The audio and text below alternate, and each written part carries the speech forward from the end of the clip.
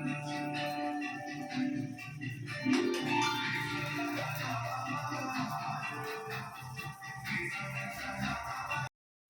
Friends, good morning. Welcome back to our channel. ಎಲ್ಲರೂ ಹೇಗಿದ್ದೀರಾ? ನಾವು ಚೆನ್ನಾಗಿದ್ದೀವಿ. ಇದು ಶನಿವಾರ ಬ್ಲಾಗು. ನಿನ್ನೆ ಶನಿವಾರ. ಬೆಳಗ್ಗೆನೇ ಈಗ ನನ್ನ ಹಸ್ಬೆಂಡು ಬಿಸಿ ಬಿಸಿ ದೋಸೆ ಹಾಕ್ತಾಯಿದ್ದಾರೆ. ನನಗೆ ಆಲ್ರೆಡಿ ತಟ್ಟೆಗೆ ಹಾಕಿಟ್ಟಿದ್ದಾರೆ. ಇವಾಗ ನಾನು ಪಲ್ಯ ಹಾಕ್ಕೊಂಡು ದೋಸೆನ ತಿಂತಾಯಿದ್ದೀನಿ. ತೊಂಡೆಕಾಯಿ ಪಲ್ಯ ಮಾಡಿದ್ದೆ ಇವತ್ತು. ದೋಸೆ ನೆನ್ನೆ ಮಾಡಿದ್ದು ಇಡ್ಲಿ ಹಿಟ್ಟಿತ್ತು. ಸ್ವಲ್ಪ ಇಡ್ಲಿ ಹಿಟ್ಟು ಫ್ರಿಜ್ಜಲ್ಲಿ ಎತ್ತಿಟ್ಬಿಡ್ತೀನಿ ನಾನು. 2 ದಿನಕ್ಕಾಗುವಷ್ಟು ಇಡ್ಲಿ ಹಿಟ್ಟು ಮಾಡ್ತೀನಿ. ಅದೇ ಹಿಟ್ಟಲ್ಲಿ ಈಗ ದೋಸೆ ಹಾಕ್ತಾ ಇರೋದು. ತೆಳುವಾಗಿ ಚೆನ್ನಾಗಿ ಹಾಕಿದ್ರು ದೋಸೆ. ತನುನ ಈಗ ಜಸ್ಟ್ ಕಾಲೇಜಿಗೆ ಕಳಿಸಿ ನಾನು ಇವಾಗ ಬಂದು ದೋಸೆನ ತಿಂತಾಯಿದ್ದೀನಿ. ಹಾಗೆಯೇ ಮಳೆ ಅಂತೂ ನಿಲ್ತಾ ಇಲ್ಲ ಊರಲ್ಲಿ. ಚೆನ್ನಾಗಿ ಮಳೆ ಬರ್ತಾಯಿದೆ ನಮ್ಮ ಚಿಕ್ಕಮಂಗ್ಳೂರಲ್ಲಿ. ವಾತಾವರಣ ಅಂತೂ ಮಾಮೂಲಿಯಾಗಿ ಥಂಡಿಯಾಗಿದೆ. ಅದರಲ್ಲಿ ಈ ಥರ ಬಿಸಿ ಬಿಸಿ ದೋಸೆ ತಿಂತಾಯಿದ್ರೆ ಸಖತ್ತಾಗಿರುತ್ತೆ. ನನ್ನ ಹಸ್ಬೆಂಡು ತುಪ್ಪ ಗಿಪ್ಪ ಎಲ್ಲ ಹಾಕಿ ಮಾಡಿ ಕೊಡ್ತಾಯಿದ್ದಾರೆ. ತೊಂಡೆಕಾಯಿ ಪಲ್ಯ ಅಂದರೆ ಮೊನ್ನೆ ಬುಧವಾರ ದಿನ ತೊಂಡೆಕಾಯಿ 1.5 kg ಹತ್ತತ್ರ ಕೊಟ್ಬಿಟ್ಟ. ಲಾಸ್ಟಲ್ಲಿ ಒಂದು 20 ರೂಪಾಯಿ ಕೊಟ್ಟು ಅಷ್ಟೊಂದು ತೊಂಡೆಕಾಯಿ ತೊಗೊಬಂದಿತ್ತು. ಅದರಲ್ಲಿ ಸ್ವಲ್ಪ ಅರ್ಧನೂ ಅಲ್ಲ, ಸ್ವಲ್ಪ ಕಡಿಮೆನೇ ಹಾಕಿ ಬೆಳಿಗ್ಗೆ ಅರ್ಜೆಂಟಿಗೆ ತೊಂಡೆಕಾಯಿ ಪಲ್ಯ ಮಾಡಿದೆ. ನೋಡ್ಬೋದು ಟೈಮ್ ಈಗ 8:30 ಆಗೋಯ್ತು. ಇನ್ನು ವಾತಾವರಣ ಹೊರಗಡೆ ಕಾಣಿಸ್ತಾ ಇಲ್ಲ ಅಷ್ಟೊಂದು ಕ್ಲಿಯರಾಗಿ. ಮೋಡ ಕವಿದಿದೆ ನೋಡಿ. ಇನ್ನೂ ಮಳೆ ಬರ್ತಾನೇ ಇದೆ ಚೆನ್ನಾಗಿ.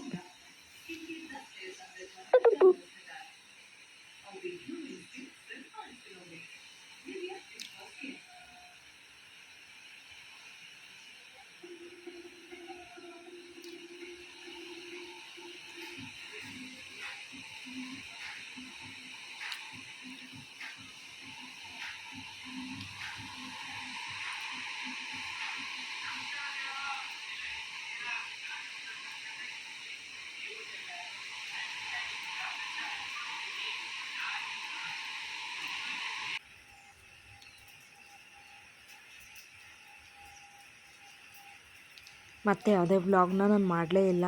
ಮತ್ತು ಈವ್ನಿಂಗ್ ವ್ಲಾಗ್ನ ಕಂಟಿನ್ಯೂ ಮಾಡಿದೆ. ಚೆನ್ನಾಗಿ ಮಳೆ ಬರ್ತಾಯಿತ್ತು. ಸ್ವಲ್ಪ ಹೊತ್ತು ಆರಾಮಾಗಿ ಬಿಚ್ಚು ಗುಚ್ಕೊಂಡು ಮಲ್ಕೊಂಡ್ಬಿಟ್ಟೆ ಮಧ್ಯಾಹ್ನ. ತನುಗೆ ಬಾಕ್ಸ್ಗೆ ದಾಳಿಂಬೆ ಹಾಕ್ಕೊಟ್ರೆ ಸ್ನ್ಯಾಕ್ಸ್ ಪೀರಿಯಡಲ್ಲಿ ತಿನ್ನಲಿ ಅಂತ. ಅವಳು ತಿಂದೇ ಇಲ್ಲ. ಟೈಮ್ ಸಾಕಾಗಲಿಲ್ಲ ಅಂತ ತಿಂದಿಲ್ಲ ಅಂತಂದು. ಉಪ್ಪು ಖಾರ ಪುಡಿ ಏನೂ ಹಾಕ್ಕೊಟ್ಟಿರಲಿಲ್ಲ. ಅವಳಿಗೆ ಈಗ ಒಂಚೂರು ಉಪ್ಪು ಖಾರ ಪುಡಿ ಹಾಕ್ಕೊಡೋಣ ತಿಂತೀನಿ ಅಂತಂದು. ಸೊ ಹಂಗಾಗಿ ಹಾಕ್ಕೊಟ್ಟೆ.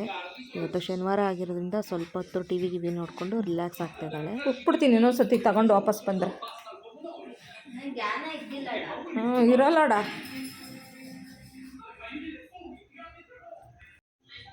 ತನುಗೆ ಈಗ ಸಾಯಂಕಾಲ ಏನಾದರೂ ತಿನ್ನೋಕ್ಕೆ ಮಾಡಿಕೊಡ್ಬೇಕಲ್ಲ ಅಂತ ಅಂದ್ಕೊಂಡೆ. ಅನಾರ್ಕಲಿ ಇತ್ತು, ಅದನ್ನು ಸ್ವಲ್ಪ ಹೆಂಚಲ್ಲಿ ಇಟ್ಬಿಟ್ಟು ಬಿಸಿ ಮಾಡಿ ಅವಳಿಗೆ ಕೊಟ್ಟೆ. ಹಾಗೆಯೇ ಮತ್ತು ದೋಸೆ ಹಿಟ್ಟು ಸ್ವಲ್ಪ ಇದೆ. ಎಗ್ ದೋಸೆ ಹಾಕ್ಕೊಟ್ಬಿಡೋಣ ತಿನ್ನಲಿ ಅಂತ ಹೇಳ್ಬಿಟ್ಟು ಇವಾಗ ಎಗ್ ದೋಸೆ ಹಾಕ್ತಾಯಿದ್ದೀನಿ 2. ಸೊ ಪಟ ಅಂತ ಈಗ ಎಗ್ ದೋಸೆ ಹಾಕ್ಬಿಡ್ತೀನಿ. ಸಿಂಪಲ್ಲಾಗಿ ಹಾಕೋದು, ಏನೋ ಅದಕ್ಕೇನು ವೆಜಿಟೇಬಲ್ಸ್ ಏನೂ ಹಾಕೋಲ್ಲ. ಜಸ್ಟು ದೋಸೆ ಹಿಟ್ಟಿಗೆ ಎಗ್ ಹಾಕ್ಬಿಟ್ಟು ಮಾಡಿಕೊಡ್ತೀನಿ.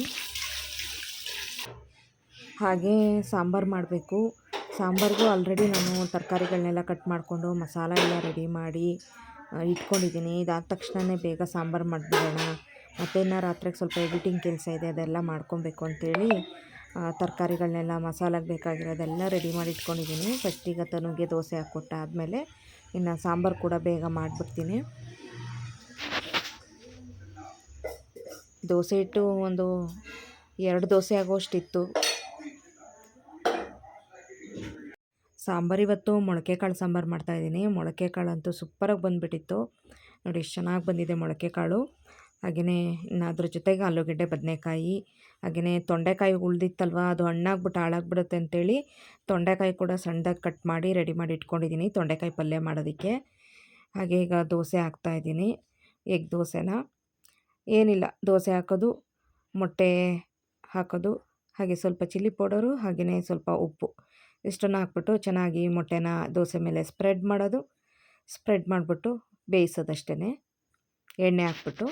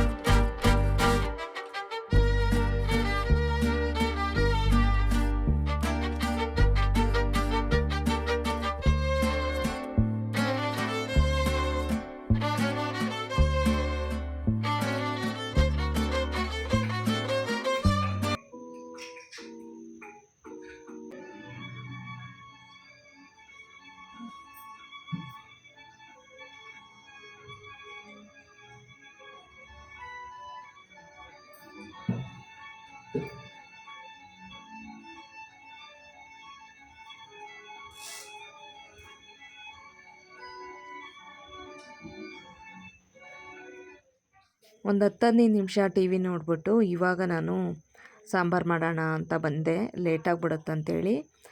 ಸಾಂಬಾರು ಮಾಡೋದಕ್ಕೆ ಈಗ ಪಾತ್ರೆ ಎಲ್ಲ ರೆಡಿ ಮಾಡ್ಕೋತಾ ಇದ್ದೀನಿ. ಫಸ್ಟು ಮಸಾಲ ಹಾಕ್ತಾಯಿದ್ದೀನಿ. ಮಸಾಲಾಗೆಲ್ಲ ರೆಡಿ ಮಾಡಿ ಇಟ್ಕೊಂಡಿದ್ದೀನಿ. ಒಂದು 3/4 ಇಂಚಷ್ಟು ಶುಂಠಿ ಹಾಕಿದ್ದೀನಿ, ಒಂದು ಬೆಳ್ಳುಳ್ಳಿ, ಹಾಗೆ ಒಂದು ಕಪ್ಪಷ್ಟು ತೆಂಗಿನಕಾಯಿ, ಹಾಗೆ 1.5 ಅಷ್ಟು ಈರುಳ್ಳಿ, ಒಂದು ಅರ್ಧದಷ್ಟು ಒಗ್ಗರಣೆಗೆ ತೊಗೊಂಡಿದ್ದೀನಿ. ಹಾಗೆ ಸ್ವಲ್ಪ ಕೊತ್ತಂಬರಿ ಸೊಪ್ಪು, ಹಾಗೆ ಚಿಲ್ಲಿ ಪೌಡರು, ಹಾಗೆ ಧನಿಯಾ ಪೌಡರ್, ಸ್ವಲ್ಪ ಅರಿಶಿನ ಪೌಡರು ಇಷ್ಟೇ ಹಾಕೋದು. ಚಕ್ಕೆ ಲವಂಗ ಹಾಕಲ್ಲ ನಾನು. ಚಕ್ಕೆ ಲವಂಗ ಇಷ್ಟ ಇರೋವಂಥವ್ರು ಹಾಕೋಬೋದು ಈ ಮೊಳಕೆ ಹುರುಳಿಕಾಳು ಸಾಂಬಾರಿಗೆ. ನಾನು ಹಂಗೆ ಸ್ಪೀಡಾಗಿ ತೋರಿಸ್ಬಿಡ್ತೀನಿ ನಾನು ಹೆಂಗೆ ಮಾಡ್ತೀನಿ ಅಂತೇಳ್ಬಿಟ್ಟು. ಹಾಗೆ ಈಗ ಸ್ವಲ್ಪ ನೀರನ್ನು ಹಾಕೊಂಬಿಟ್ಟು ರುಬ್ಕೊಬಿಡ್ತೀನಿ ನುಣ್ಣಗೆ. ಹಾಗೆ ಈಗ ಸ್ಟವ್ ಮೇಲೆ ಪಾತ್ರೆ ಇಟ್ಕೊಂಡಿದ್ದೀನಿ. ಇಂಡಸ್ ವ್ಯಾಲಿ ಅವ್ರ ಕಡೆಯಿಂದ ತೊಗೊಂಡಿದ್ದು ಸ್ಟೇನರ್ ಪಾಟ್ ಇದು. ನಂಗೆ ಇದ್ರಲ್ಲಿ ಸಾಂಬಾರು ಮಾಡೋಕ್ಕೆ ಇಷ್ಟ, ಇದರಲ್ಲೇ ಸಾಂಬಾರು ಮಾಡಿಬಿಡ್ತೀನಿ. ಇದು ತಳ ಎಲ್ಲ ತುಂಬ ದಪ್ಪ ಇದೆ ಇದು, ಹಾಗಾಗಿ ಸಾಂಬಾರು ಚೆನ್ನಾಗಾಗುತ್ತೆ ಇದ್ರಲ್ಲಿ ಮಾಡಿದ್ರೆ. ಸೊ ಇವಾಗ ಪಾತ್ರೆ ಇಟ್ಕೊಂಡು ಅದಕ್ಕೆ ಆಯಿಲ್ ಹಾಕ್ಕೋತಾ ಇದ್ದೀನಿ, 1-2 ಟೇಬಲ್ ಸ್ಪೂನಷ್ಟು. ಹಾಗೆ ಸ್ವಲ್ಪ ಸಾಸಿವೆ, ಹಾಗೆಯೇ ಒಂದು ಅರ್ಧದಷ್ಟು ಈರುಳ್ಳಿ, ಹಾಗೆ ಕರಿಬೇವು ಸೊಪ್ಪು ಇಷ್ಟನ್ನು ಹಾಕಿದ್ದೀನಿ. ಹಾಕ್ಬಿಟ್ಟು ಇವಾಗ ಚೆನ್ನಾಗಿ ಫ್ರೈ ಮಾಡ್ಕೊತಾ ಇದ್ದೀನಿ.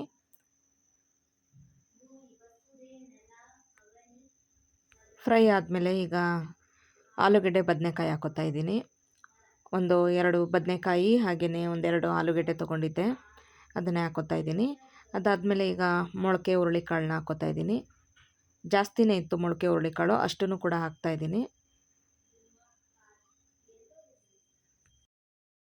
ಹಾಗೆ ಈಗ ಸ್ವಲ್ಪ ಕಲ್ಲುಪ್ಪನ್ನು ಹಾಕಿದ್ದೀನಿ, ರುಚಿಗೆ ನೋಡಿಕೊಂಡು ಹಾಕ್ಕೊಂಡಿದ್ದೀನಿ. ಸಾಂಬಾರು ಆಮೇಲೆ ನೀರೆಲ್ಲ ಹಾಕಿ ಮಿಕ್ಸ್ ಮಾಡಿದ್ಮೇಲೆ ಮತ್ತೆ ಬೇಕಾದರೆ ಹಾಕ್ಕೋಬೋದು. ಇವಾಗ ತರಕಾರಿ ಉಪ್ಪಿಡಿಬೇಕಂತ ಹಾಕಿದ್ದೀನಿ. ಸ್ವಲ್ಪ 1-2 ನಿಮಿಷ ಮುಚ್ಚಿಟ್ಟೆ, ಸ್ವಲ್ಪ ಬೆಂದಿದೆ. ಈಗ ಚೆನ್ನಾಗಿ ಈಗ ತಿರುಗಿಸ್ತಾ ಇದ್ದೀನಿ. ತಿರುಗಿಸ್ಬಿಟ್ಟು ಇವಾಗ ರುಬ್ಬಿಟ್ಕೊಂಡಂಥ ಮಸಾಲಾನ ಸೇರಿಸ್ತಾ ಇದ್ದೀನಿ. ರುಬ್ಬಿಟ್ಕೊಂಡು ಮಸಾಲ ಸೇರಿಸ್ಬಿಟ್ಟು ಎಷ್ಟು ಬೇಕು ನಿಮಗೆ ನೀರು ಅಷ್ಟನ್ನು ನೋಡಿ ಹಾಕ್ಕೊಳ್ಳೋದು. ಸಾಂಬಾರು ಗಟ್ಟಿಯಾಗಿ ಬೇಕಂದರೆ ಗಟ್ಟಿಯಾಗಿ ಹಾಕ್ಕೊಳ್ಳೋದು. ತುಂಬ ಗಟ್ಟಿಯಾಗಿದ್ದರೆ ಮೊಳಕೆ ಕಾಳು ಸಾಂಬಾರು ಅಷ್ಟೊಂದು ನಂಗೆ ಚೆನ್ನಾಗಿ ಅನಿಸಲ್ಲ, ಹಾಗಾಗಿ ಸ್ವಲ್ಪ ತೆಳುವಾಗೇ ಬೇಕು. ಹಾಗಾಗಿ ಸ್ವಲ್ಪ ನೀರನ್ನು ಸೇರಿಸ್ತಾ ಇದ್ದೀನಿ. ಸಾಂಬಾರಂತೂ ಇಷ್ಟು ತೆಳುವಾಗಿ ಮಾಡಿಕೊಂಡೆ. ಮುಚ್ಚಳ ಮುಚ್ಚಿ ಒಂದು 10 ನಿಮಿಷ ಬೇಯೋದಕ್ಕಿಟ್ಟೆ. ಸೊ ಅರ್ಧದಷ್ಟಲ್ಲೇ ಬೆಂದಿದೆ, ಇನ್ನೊಂದು ಸ್ವಲ್ಪ ಬೇಯಬೇಕು. ಹಾಗೆ ಈ ಕಡೆ ತೊಂಡೆಕಾಯಿ ಪಲ್ಯ ಮಾಡಿದೆ, ಮತ್ತು ತೊಂಡೆಕಾಯಿ ವೇಸ್ಟ್ ಆಗಬಾರ್ದು ಅಂತೇಳಿ ತೊಂಡೆಕಾಯಿ ಪಲ್ಯನೂ ಕೂಡ ಮಾಡಿದೆ. ಸಾಂಬಾರು ಕೂಡ ಇವಾಗ ರೆಡಿ ಆಯಿತು. ಸೂಪರಾಗಿತ್ತು ಸಾಂಬಾರು ನಿಜವಾಗ್ಲೂ. ಮೊಳಕೆ ಕಾಳು ಸಾಂಬಾರಂತೂ ಸಖತ್ತಾಗಿರುತ್ತೆ. ನಿಮಗೆ ಬೇಕಂದರೆ ಸ್ವಲ್ಪ ಚಕ್ಕೆ ಲವಂಗ ಎಲ್ಲ ಹಾಕ್ಕೊಂಡು ಮಾಡ್ಕೊಳ್ಬೋದು. ನನಗಂತೂ ಇಷ್ಟೇ ಸಿಂಪಲ್ಲಾಗಿ ಲೈಟಾಗಿರಬೇಕು ಮಸಾಲ. ಸೊ ಈಗ ಚೆಕ್ ಮಾಡಿದೆ, ಚೆನ್ನಾಗಿ ಬೆಂದಿದೆ ಎಲ್ಲ ತರಕಾರಿ ಎಲ್ಲ, ಹಾಗಾಗಿ ಸ್ಟವ್ ಕೂಡ ಆಫ್ ಮಾಡಿದೆ. ಓದ್ಕೋ ಜಾಸ್ತಿ ಮಾತಾಡಬೇಡ. ಹಿಡ್ಕೋ, ಏನೂ ಆಗಲ್ಲ.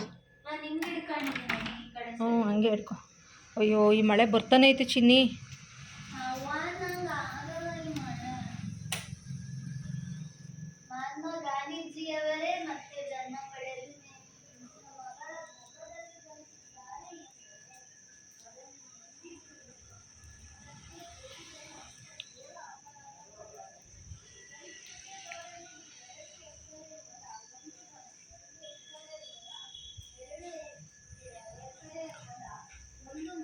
ಇತ್ತೀಚೆಗೆ ಈ ಹೊಲದಲ್ಲಿ 1 ಎಕರೆಯನ್ನು ಬಡವರಿಗೆ ಮನೆ ಅರಳಿದ ಬಾ ಹಸುರ ಥರ ಅತಿ ಭಯಂಕರ. ಇದನ್ನ ಇಲ್ಲಿಂದ ತೆಕ್ಕೊಳ್ಳೋಕ್ಕೂ ಆಗಲ್ಲ. ಊಟ ಮಾಡುವ, ಊಟ ಊಟ ಊಟ ಬೇಗ, ಲೇಟ್ ಆಯಿತು. ಊಟ ಮಾಡಕ್ಕೆ ಇಷ್ಟ, ಆದರೆ ನಿನ್ನ ಸಾಮರ್ಥ್ಯದಿಂದ ಚಕ್ರವ್ಯೂಹವನ್ನು ಭೇದಿಸಿದೆ.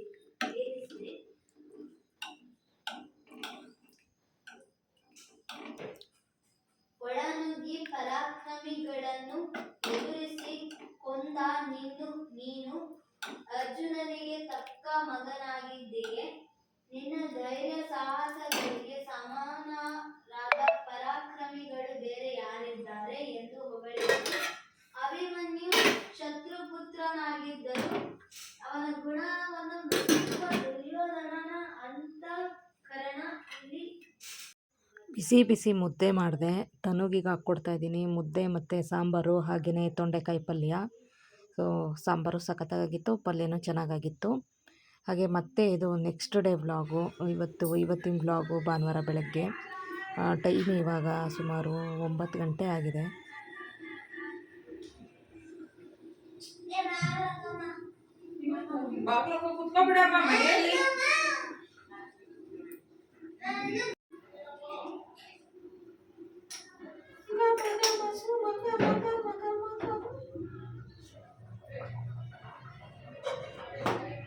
ಜೋರಾಗಿ ಮ್ಯೂಸಿಕ್ ಹಾಕಕ್ಕಾಗಲ್ಲ, ಇರೋ ವಿಡಿಯೋ ಮಾಡ್ಬೇಕು ತಡಿತೀನಿ. ನನಗೆ 5 ತಗೋಬೇಕು ಬೆಡ್ಶೀಟ್ ಆಚೆಗೆ.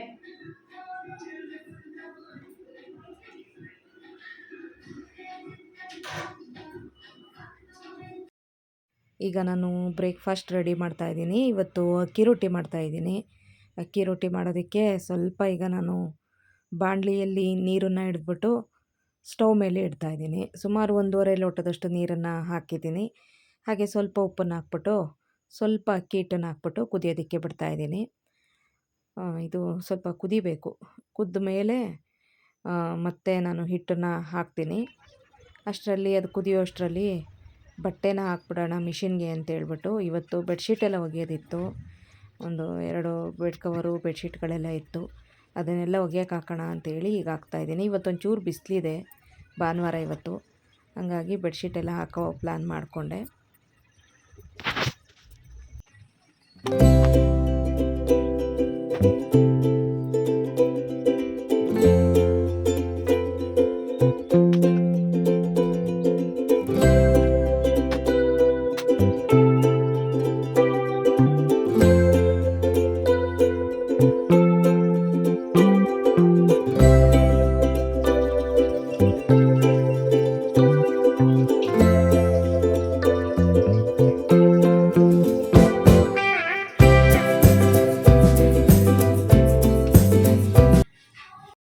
ತಗೊಂಡೋಗಿ ಹೊರಗೆ ಇರಿ ಸರ್.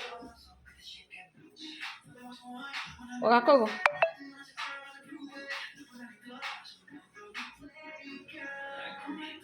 ತನು ಇವತ್ತು ಕಸ ಗುಡಿಸ್ಕೊಡ್ತಾ ಇದ್ದಾಳೆ. ಭಾನುವಾರ ದಿನ ಅವಳೇ ಗುಡಿಸ್ಬಿಡ್ತಾಳೆ. ಹಾಗೆ ಇಲ್ಲಿ ನೀರು ಕೂಡ ಕುದಿ ಬಂತು. ಇವಾಗ ಅಕ್ಕಿ ಹಿಟ್ಟನ್ನು ಸೇರಿಸ್ತಾ ಇದ್ದೀನಿ.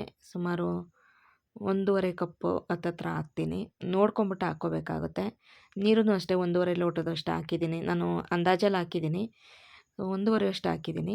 ಹಾಗೆಯೇ 1.5 ಕಪ್ಪಷ್ಟು ಹಿಟ್ಟು ಕೂಡ ಹಾಕಿದ್ದೀನಿ. 1.5 ಬಟ್ಲಷ್ಟು. ಚೆನ್ನಾಗಿ ಈಗ ಮಿಕ್ಸ್ ಮಾಡ್ತೀನಿ. ನನಗೆ ಕಣ್ಣಳ್ತೆಲೆ ಗೊತ್ತಾಗ್ಬಿಡುತ್ತೆ, ಹಂಗಾಗಿ ಕರೆಕ್ಟಾಗಿ ಹಾಕ್ಕೊಬಿಡ್ತೀನಿ. ಅಕಸ್ಮಾತ್ ಏನಾದರೂ ಸ್ವಲ್ಪ ಗಟ್ಟಿ ಬಂತು ಅಂದರೆ ಒಂಚೂರು ನೀರು ಸೇರಿಸ್ಕೊಳ್ಳೋದು, ತೆಳುವಾಯಿತು ಅಂದರೆ ಹಿಟ್ಟು ಸೇರಿಸ್ಕೊಳ್ಳೋದು ಅಷ್ಟೇ, ಸಿಂಪಲ್ಲು. ಇವಾಗ ನೀಟಾಗಿ ಹಿಟ್ಟನ್ನು ತಿರುಗಿಸ್ತಾ ಇದ್ದೀನಿ. ಚೆನ್ನಾಗಿ ಮುದ್ದೆ ಥರ ಬರಬೇಕು, ಆ ಥರ ತಿರುಗಿಸ್ಕೋಬೇಕು.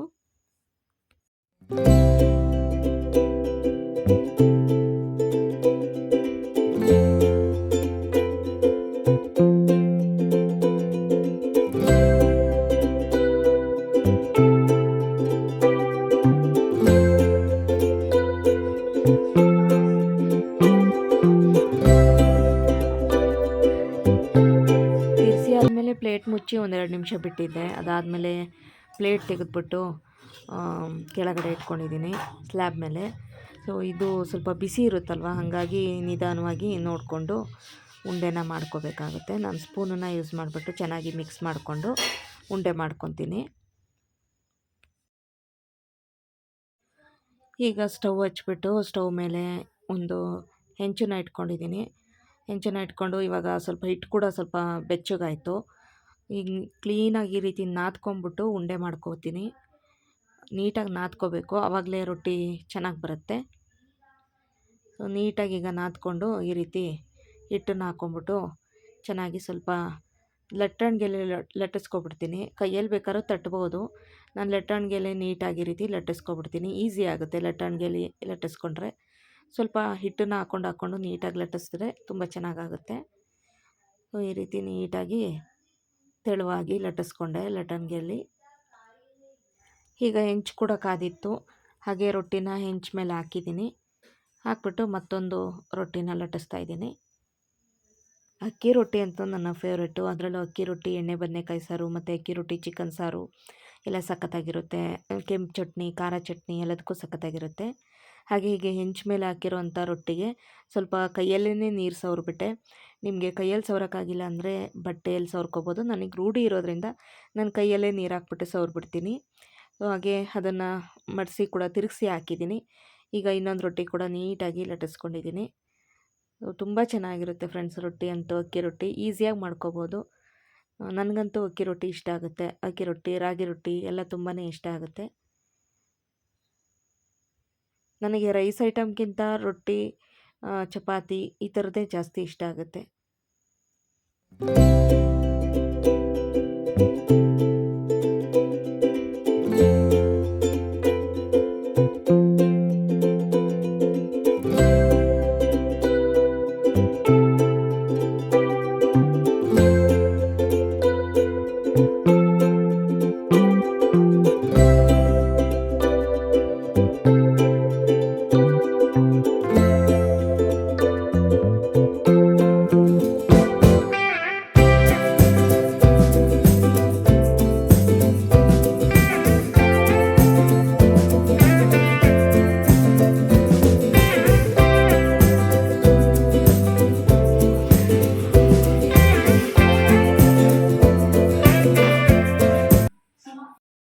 ಇನ್ನು ಬಿಸಿ ಬಿಸಿ ಅಕ್ಕಿ ರೊಟ್ಟಿ ರೆಡಿ ಆಯಿತು. ಈಗ ಅಕ್ಕಿ ರೊಟ್ಟಿನ ಹಾಕ್ಕೊಂಡು ತಿಂತಾಯಿದ್ದೀವಿ ನಾನು ತನು.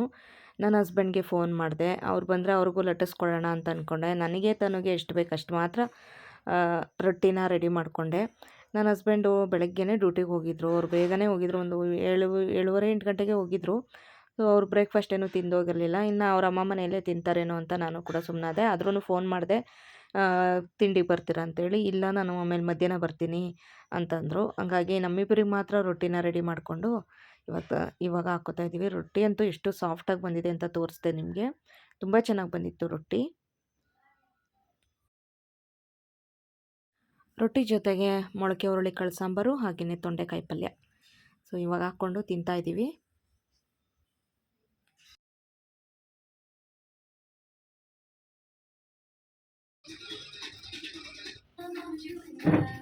ಅಮ್ಮ ನಾವೇನ್ ನೋಡ್ತೀವಿ ಅಂದ್ರೆ ಟಿವಿ ತೋರ್ಸೋದು ಬೇಡ, ನಾನು ಕೇಕ್ ಆಫ್ ನೋಡ್ತೀನಿ ಅಂತ. ಸ್ವಲ್ಪ ಕ್ಯಾಮ್ರಾ ಕಳಿಸ್ಬೇಕು.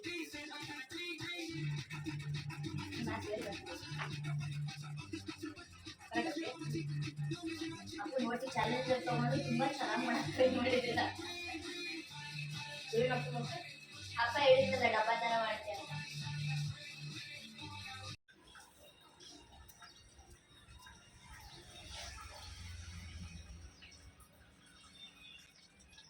ಇನ್ನು ರೊಟ್ಟಿ ಮಾಡಿ ತಿಂದು ಮುಗಿಸೋ ಅಷ್ಟರಲ್ಲಿ ಬೆಡ್ಶೀಟ್ಗಳು ಕೂಡ ವಾಶ್ ಆಗಿತ್ತು.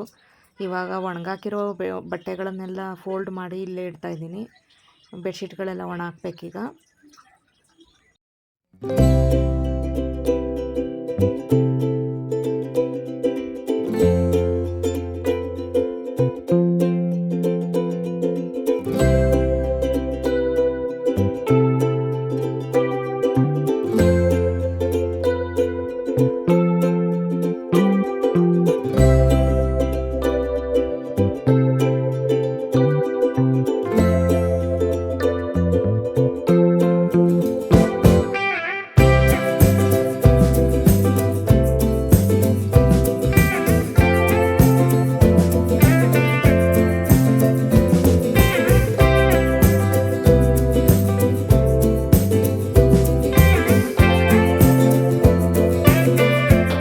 ಬೆಡ್ಶೀಟ್ಗಳನ್ನೆಲ್ಲ ವಾಶ್ ಮಾಡಿದ್ದಾಯಿತು. ಮತ್ತು ಅಲ್ಲೇ ಮಳೆ ಶುರುವಾಗೇ ಬಿಡ್ತು ಮಧ್ಯಾಹ್ನ ಅಷ್ಟರಲ್ಲಿ. ಹಾಗೆಯೇ ತನುಗೆ ಸ್ವಲ್ಪ ಕೂದಲಿಗೆ ಆಲೋವೆರಾ ಹಚ್ಚೋಣ ಅಂಥೇಳಿ ಆಲೋವೆರಾ ಯಾವುದೂ ಬಲ್ತಿಲ್ಲ. ಆಲೋವೆರಾ ಫುಲ್ಲು ಗಿಡ ಆಗಿಬಿಟ್ಟಿದೆ. 1-2 ಹಾಕಿದರೆ ಸರಿ ಹೋಗೋದು. ಆ ಪಾಟ್ ತುಂಬ ಆಗಿಬಿಟ್ಟಿದೆ. ಹಂಗಾಗ್ಬಿಟ್ಟು ಮುಂಚೆ ಥರ ದೊಡ್ಡ ಸೈಜಲ್ಲಿ ಆಲೋವೆರಾ ಬರ್ತಾನೇ ಇಲ್ಲ. ಅಲ್ಲಲ್ಲೇ ಪಕ್ಕ ಆಗಿಬಿಟ್ಟಿದೆ ಆಲೋವೆರಾಗಳು. ಸೊ ಅದನ್ನೆಲ್ಲ ಅತ್ಲೇ ಕಿತ್ತಾಕ್ಬಿಟ್ಟು 1-2 ಮಾತ್ರ ಬಿಡೋಣ ಅಂತ ಯೋಚನೆ ಮಾಡ್ತಾಯಿದ್ದೀನಿ. ಅದರಲ್ಲೇ ಸ್ವಲ್ಪ ದಪ್ಪ ಇರೋದನ್ನು ನೋಡ್ಕೊಂಬಿಟ್ಟು ಕಟ್ ಮಾಡಿಕೊಂಡೆ. Hurricane had gained access to the hut owing to the unoccupied space in the hut. Owing to the unoccupied space in the hut, the elephant had put the empty undeveloped space. Had gained access to the hut owing to the unoccupied space in the hut. Owing to the unoccupied. ಇನ್ನು ತನುಗೆ ನಾಳೆ ಬೇರೆ test ಇದೆ, ಕನ್ನಡ ಮತ್ತು English. Kannada ಸ್ವಲ್ಪ ಹಳೆಗನ್ನಡ ಇವಾಗಿರೋದ್ರಿಂದ ಅವಳಿಗೂ ಸ್ವಲ್ಪ ಕಷ್ಟನೇ. ನಿನ್ನೆಯಿಂದ ಓದ್ತಾನೆ ಇದ್ದಾಳೆ, ಇವತ್ತು ಬೆಳಗ್ಗೆಯಿಂದನೂ ಓದ್ತಾ ಇದ್ದಾಳೆ. ಸೊ ಆದ್ರೂ ಇನ್ನೂ ಮುಗ್ದಿಲ್ಲ, ಓದ್ತಾನೆ ಇದ್ದಾಳೆ. ನಾನಿವಾಗ ಹಂಗೇ ಆಲೋವೆರಾ ಮತ್ತು ಸ್ವಲ್ಪ ಫ್ಲೆಕ್ಸಿಡೋನ ಕುದಿಸು ಅಂತ ಇಟ್ಟಿದ್ದೆ, ಅದೊಂಚೂರು ತೆಳುವಾಗೇ ಆಗಿತ್ತು. ಅದನ್ನು ಆಲೋವೆರಾ ಎರಡನ್ನೂ ಮಿಕ್ಸ್ ಮಾಡಿಬಿಟ್ಟು ತಲೆ ಕೂದಲಿಗೆ ಹಚ್ತಾ ಇದ್ದೀನಿ. ತನಗೆ ಜಾಸ್ತಿ ಡ್ಯಾಂಡ್ರಫ್ ಆಗಿಬಿಟ್ಟಿದೆ ಈ ನಡುವೆ ಏರ್ ಕೆರೆ ಮಾಡಿಲ್ಲ. ಮೆಂತ್ಯ ಕೂಡ ನೆನೆಸಿ ಹಚ್ಚೋಣ ಅಂತಲೇ ಯೋಚನೆ ಮಾಡಿದೆ. ಇನ್ನು ವಾತಾವರಣ ಬೇರೆ ಸರಿ ಇರಲಿಲ್ಲ, ಹಾಗಾಗಿ ಮಳೆ ಬೇರೆ ಇತ್ತಲ್ಲ ಅಂಥೇಳಿ ಮೆಂತ್ಯನ ನೆನೆಸಲಿಲ್ಲ. ಇವಾಗ ಬಿಸಿಲಿತ್ತಲ್ವ ಅಂತೇಳ್ಬಿಟ್ಟು ಆಲೋವೆರಾ ಮಾತ್ರ ಮತ್ತು ಸ್ವಲ್ಪ ಫ್ಲೆಕ್ಸಿಡ್ ಇತ್ತು, ಅವೆರಡನ್ನೂ ಮಿಕ್ಸ್ ಮಾಡಿಬಿಟ್ಟು ಹಚ್ತಾ ಇದ್ದೀನಿ ತಲೆಗೆ. ತನು ಕೂದಲು ಎಷ್ಟು ಚೆನ್ನಾಗಿತ್ತು, ಇವಾಗಂತೂ ತುಂಬಾ ಕೂದಲು ಉದುರುತ್ತೆ, ಅದ್ರ ಜೊತೆಗೆ ಸಿಕ್ಕಾಬಟ್ಟೆ ಡ್ಯಾಂಡ್ರಫು. ಸೊ ಇನ್ನು ಮುಂದೆ ಏರ್ ಕೇರ್ ಮಾಡೋಣ ಅಂತ ಯೋಚನೆ ಮಾಡ್ತಾಯಿದ್ದೀನಿ. ವಾತಾವರಣ ಬೇರೆ ಸರಿ ಇರಲ್ಲ, ತಲೆ ಸ್ನಾನ ಮಾಡಿದ ದಿವಸ ಸ್ವಲ್ಪ ಕೋಲ್ಡ್ ಆದಂಗೆ ಆಗಿಬಿಡುತ್ತೆ. ಇನ್ನು ಮೆಂತೆಲ್ಲ ಹಾಕ್ಬಿಟ್ರೆ ಇನ್ನೂ ಕೋಲ್ಡ್ ಆದಂಗೆ ಆಗುತ್ತೆ ಅಂತೇಳಿ ಆಲೋವೆರಾ ಮತ್ತು ಫ್ಲೆಕ್ಸಿಡ್ ಎರಡನ್ನೂ ಮಾತ್ರ ಹಾಕ್ತಾಯಿದ್ದೀನಿ. ಸ್ವಲ್ಪ ದಾಸವಾಳ ಎಲೆ ಎಲ್ಲ ಹಾಕಬೇಕು. ದಾಸವಾಳ ಎಲೆ ಅಮ್ಮ ಮನೆ ಹತ್ರ ಇದೆ, ಅಮ್ಮನಿಗೆ ಹೇಳಿದ್ದೆ ಒಂದು 2-3 ದಿನ ಹಿಂದೆಯೇ, ಬರ್ಬೇಕಾದ್ರೆ ದಾಸವಾಳ ಎಲೆ ತೊಗೊಬರಮ್ಮ, ಭಾನುವಾರ ಹಚ್ತೀನಿ ಅಂತೇಳಿ. ನಮ್ಮಮ್ಮ ಬೆಳಗ್ಗೆಯಿಂದ ಸ್ವಲ್ಪ ಕೆಲಸ ಇತ್ತು ಅಂತ ಬರಲಿಲ್ಲ, ಮಧ್ಯಾಹ್ನ ಮೇಲೆ ಬರ್ತೀನಿ ಅಂತಂದರು. ಮಧ್ಯಾಹ್ನ ಮೇಲೆ ಆದರೆ ಮತ್ತೆ ತಲೆ ಸ್ನಾನ ಮಾಡೋದಕ್ಕೆಲ್ಲ ಲೇಟ್ ಆಗಿಬಿಡುತ್ತಂತೇಳಿ ಇವೆರಡನ್ನ ಮಾತ್ರ ಹಚ್ಚಿ ಕ್ಲೀನಾಗಿ ಹಾಗೆಯೇ ಒಂದು ಅರ್ಧ ಗಂಟೆ ಅಷ್ಟು ಮಾತ್ರ ಬಿಟ್ಬಿಟ್ಟು ತಲೆ ಕೂದಲು ತೊಳ್ಕೊ ಅಂತ ಹೇಳಿದೆ. ನನ್ನ ಹಸ್ಬೆಂಡು ಅಷ್ಟರಲ್ಲಿ ಮನೆಗೆ ಬಂದರು. ಅವ್ರು ಬಂದುಬಿಟ್ಟು ಚಿಕನ್ ತೊಗೊಬಂದಿದ್ರು. ಫಾರಮ್ ಕೋಳಿ, ಮೊಟ್ಟೆ ಕೋಳಿ ಏನು ಬರುತ್ತೆ ಅದನ್ನು ತೊಗೊಬಂದಿದ್ರು. ಹಾಗೆಯೇ ತನು ಫಾರಮ್ ಕೋಳಿ ಅಷ್ಟೊಂದು ಇಷ್ಟಪಟ್ಟು ತಿನ್ನಲ್ಲ ಅಂತೇಳಿ ಅವಳಿಗೋಸ್ಕರ ಮಾಮೂಲಿ ಬಾಯ್ಲರ್ ಕೋಳಿ ಒಂದು 1/2 kg ಅಷ್ಟು ತೊಗೊಬಂದಿದ್ರು. ಸಾಂಬಾರು ಫ್ರೈ ನಾನೇ ಮಾಡ್ತೀನಿ ಅಂತೇಳಿ ಇವಾಗ ಮಾಡ್ತಾಯಿದ್ದಾರೆ. ಏನು ಸಾರು ಮನೆ? ಮಟನ್ ಸಾರು. ಮಟನ್ನು ಮೊಟ್ಟೆ ಕೋಳಿ ಸಾರು. ತನುಗೆ ಫ್ರೈ. ಫ್ರೈ. ಯಾಕೆ ಈ ಕಲರ್ ಇದೆ ಸಾರು? ಯಾವ ಕಲರ್ ಇದೆ? ಹಸಿರು ಕಾಣ್ತೈತೆ ವಿಡಿಯೋದಲ್ಲಿ. ಅದು ನಿಮ್ಮ ಕ್ಯಾಮ್ರಾ ಹಾಳಾಗಿದೆ. ನಿನ್ನ ರೆಸಿಪಿ ಹಾಳಾಗಿಲ್ಲ, ನಮ್ಮ ಕ್ಯಾಮ್ರಾ ಹಾಳಾಗಿದೆ. ಫ್ರೈ ಆಗಲಿಲ್ಲ, ಮಸಾಲೆನೇ ಇಲ್ಲ ಅದರಲ್ಲಿ. ಇದು ಫ್ರೈ ಮಾಡಿರೋದು ಮಗು ಫ್ರೈ. ನೋಡಿ ಮನೆ ಮಳೆ ಶುರುವಾಗ್ಬಿಡ್ತು, ಜೋರು ಮಳೆ.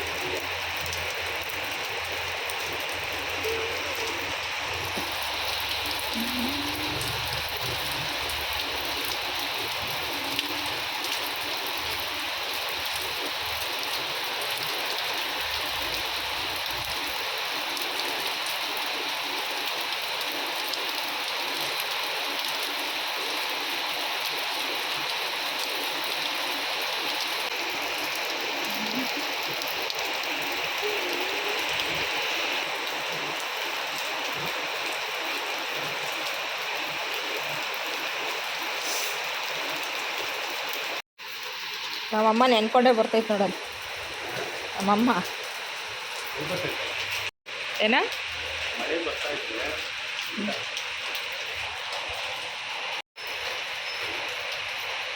ಹೆಂಗಿದೆ? ನಾನು ನಾನು ಮಾಡಿರೋದು ನಿನ್ಕಿಂತ ಚೆನ್ನಾಗಿದೆ. ಅಂದರೆ ಲೆಗ್ಗಲ್ಲಿ ಪೀಸ್ ಮಾಡ್ಕೊಂಡು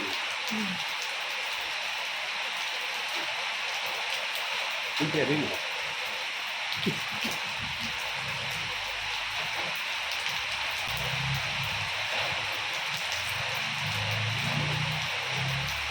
ಇನ್ನು ನಿನಗೆ ಹಾಕೊಂಡಿರೋ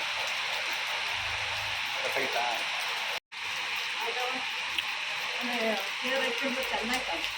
ಅಮ್ಮ ಎಂಥ ಕಡ್ಡಿ? ಹಂಚಿ ಕಡ್ಡಿ ಪರ್ಕಿನ ತಂದ.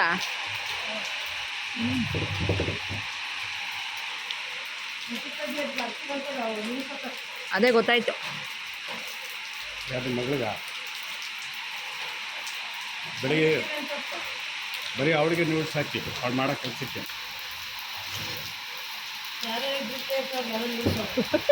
ಅವಳಿಗೆ ಅಂತ ಇವಳಿಗೆ ಸುಂದ್ರಿ ನನ್ನ ಇವಳಿಗೆ ದೃಷ್ಟಿ ಇರುತ್ತೆ. ಕಮಂಗೆ ರೋಡಿಗೆ ಹೋಗಲ್ಲ.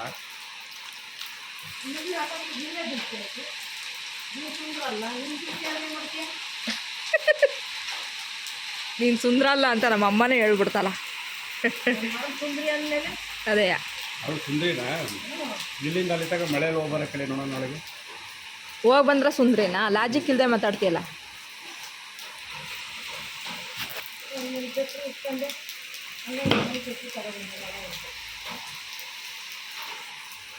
ಏನೇನೋ ಜೋರಾಗಿ ತಂದ್ಬಿಟ್ಟಿದ್ಯಲ್ಲಮ್ಮ. ಎಂಥವಮ್ಮ? ದಾ ಅದೆಲ್ಲ ಯಾರಿಗೆ ತಗೊಂಡೋಗ್ತಿದ್ಯಾ? ಕೋಣ್ಸೋಣ ಅಂತ ತಗೊಬಂದಿತ್ತ. ಓ ಮೈ ಗಾಡ್. ಸೊಪ್ಪು ಸೋಸ್ಬಿಟ್ಟು ಸಾಂಬಾರು ಸೊಪ್ಪು ಎಲ್ಲ ಮಣ್ಣು ಐತೆ. ಎಣ್ಣೆ ತಗೊಬಂದಿದ್ದೆ ಕಾಫಿಟ್ಟು ಇದು ಹೊರಗಡೆ ಮಾಡೋಕ್ಕಾಗ್ತದೆ. ನೀನು ಇಟ್ಕೋಬೇಕಾಯ್ತು. ಏನಕ್ಕೆ ತಂದೆ ಎಣ್ಣೆ ಅಷ್ಟೊಂದು? ಎಣ್ಣೆ ಜಾಸ್ತಿ ಹಚ್ಚಿತ್ತು ನಂಗೆ ಅದಕ್ಕೆ. ಹಾಗಲಕಾಯಿ ಏನು ಅಷ್ಟೊಂದು ತಂದಿದ್ಯಾ? 4 ತಂದಿಲ್ಪ. ಇದು ಇದು ಎಂಥದ್ದು? ಗರ್ಜಿಕಾಯಿ ಮಾಡೋ ಪುಡಿ ಇದು. ಕರ್ಜಿಕಾಯಿ ಯಾವಾಗ ಮಾಡಿದೆ? ಅಲ್ಲ ಮಾಡೋ ಪುಡಿ ಮಾಡಿದ್ದೆ. ಮೈದಾ ಹಿಟ್ಟಿಲ್ಲ ಅಂತ ತಗೊಬಂದು. ನಾನು ಕರ್ಜಿಕಾಯಿ ಮಾಡೋಣ ಅಂತ ಅವತ್ತಿಂದ ಯೋಚನೆ ಮಾಡಿ ಹಂಗೆ ಬಿಟ್ಟಿದ್ದೀನಿ. ಹಾಂ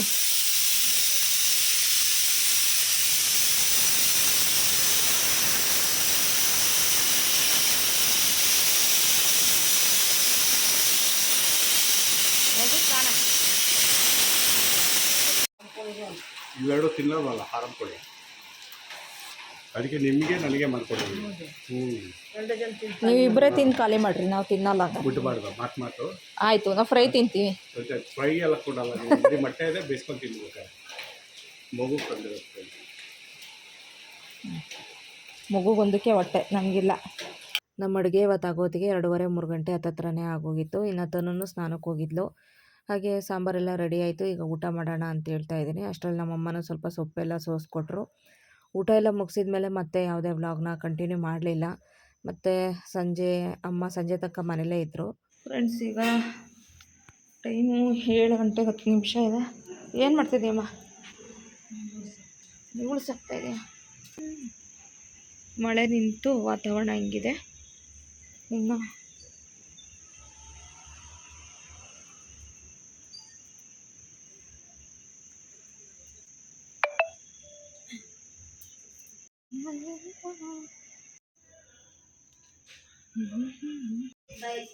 ಸರಿ ಆಯಿತು. Which stage of life does spring season related to? ಹಾಂ ಸರಿ ಆಯಿತು. What does the term learning power refers to, or what do you understand by learning power in the poem? In the poem, the power is a metaphor for school. ಆಯ್ತು, ಬರ್ತೀಯಾ? It is used to suggest that learning should take place in the company of teacher and not within the four. ನಮ್ಮಮ್ಮ ಈಗ 7 ಗಂಟೆಗೆ ಬಸ್ಸಿದೆ, ಹಂಗಾಗಿ ಹೊರಟ್ರು. Bus ಬಂದುಬಿಡುತ್ತೆ ಅಂತೇಳಿ. ಹಾಗೆಯೇ ತನು ಇನ್ನೂ ಓದ್ಕೋತಾ ಇದ್ದಾಳೆ. ಇವತ್ತಿನ ವ್ಲಾಗ್ ಇಷ್ಟೇ ಫ್ರೆಂಡ್ಸ್. ಇವತ್ತಿನ ವ್ಲಾಗ್ ಇಷ್ಟ ಆದರೆ ಪ್ಲೀಸ್ ಲೈಕ್ ಮಾಡಿ. Thank you for watching.